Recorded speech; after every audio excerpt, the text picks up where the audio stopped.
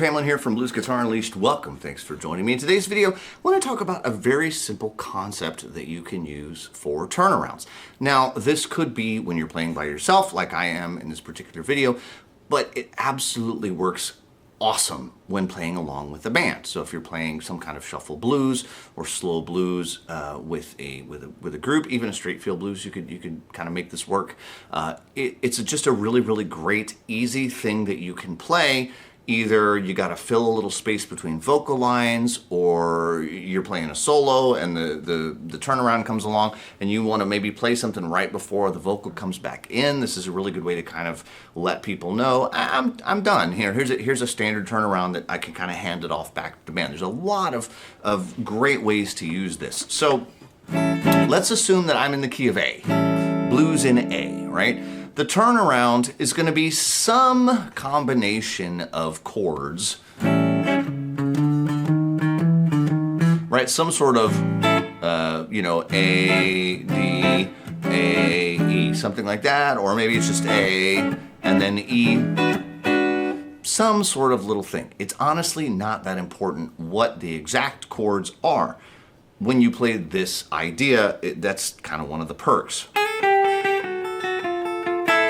Okay, so there's the simplest version of this that I know. And the thing you gotta understand about turnarounds is that many of them work in a similar fashion, which is you have your root, A in this case.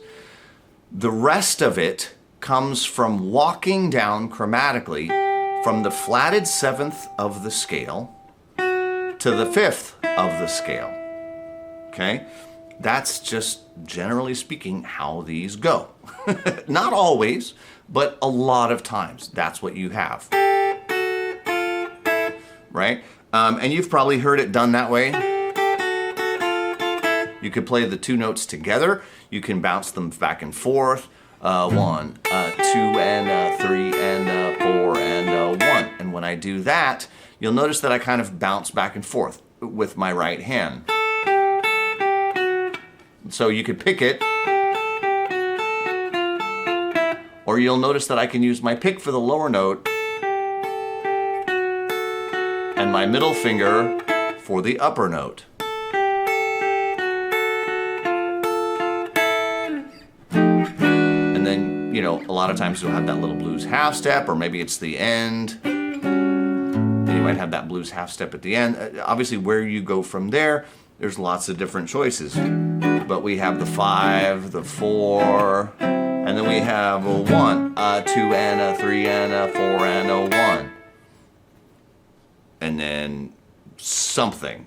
Not uncommon to have that little blues half step. Or a little walk up to the 5 chord. Could be a variety of things.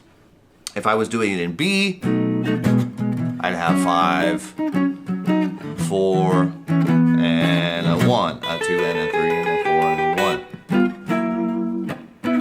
1. Right? If you were using it to end a solo, you could just add a couple of notes. Anything out of like the major or the minor pentatonic scale would work great right there. Just any couple of notes. Since the 5 is... This is the chord that you're probably going to be on, so it's kind of handy that it's right there. There's a lot of things that you could just add there. But it's a really simple idea. You can make it a little bit more complicated. Oh, and by the way, like, again, I don't have to... I could just do... I could play it very simply. 1, 2, 3, 4, 1.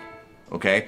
1, 2, 3, 4, 1. If it's too hard to do the triplets, right? If it's going too fast, well, 1, 2, 3. Maybe you're playing a jump.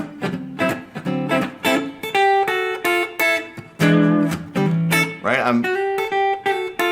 You can play quarter notes. Right? So it doesn't matter what the speed is. Okay, you make that work for whatever speed. If you're playing a slow blues, obviously, you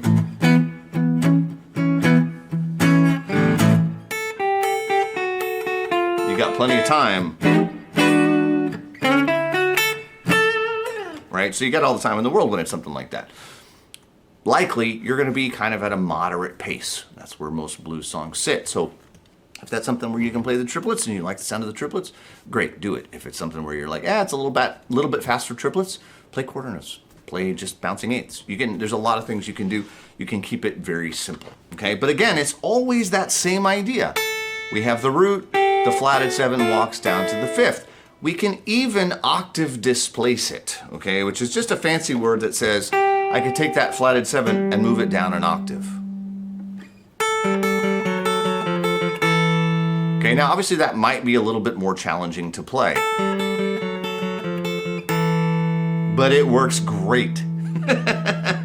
Or I could have that A and that flatted 7th. Theoretically, I could play it right there, or even like right there. And I have been known to do that. You can put it anywhere. It's just a matter of keeping things together. Now, this would be silly. Sorry. Right? That's probably a little bit too low, but you can move stuff around. Really, the sky's the limit. Anything you can come up with, and this gets used. I mean, for example, you probably recognize that from Lagrange, right? That's all that riff is it's just a turnaround, and it's a very common turnaround at that. Okay, so it's a very simple idea. If you're, like I say, if you're playing by yourself,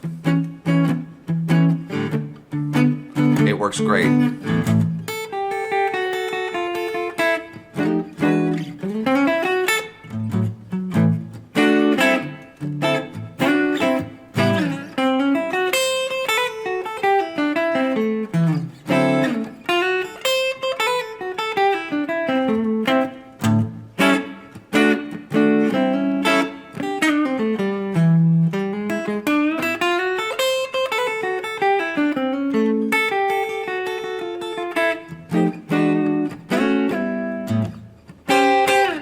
So on and so forth. As you can see, it just fills that spot beautifully. Okay, so I hope that's something that you play around with jamming today. Either, like I say, you could do it over a jam track. It works great if you're playing by yourself. Works great. It's just a super simple. It's the simplest, most straightforward.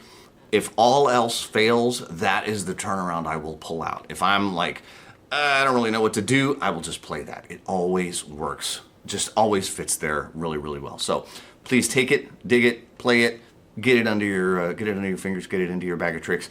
As always, if you have guitar playing buddies that you think would dig this video, I do hope you'll share it with them. I'm Griff Hamlin from Blues Guitar Unleashed. I'll talk to you soon. Y'all take care. Bye-bye.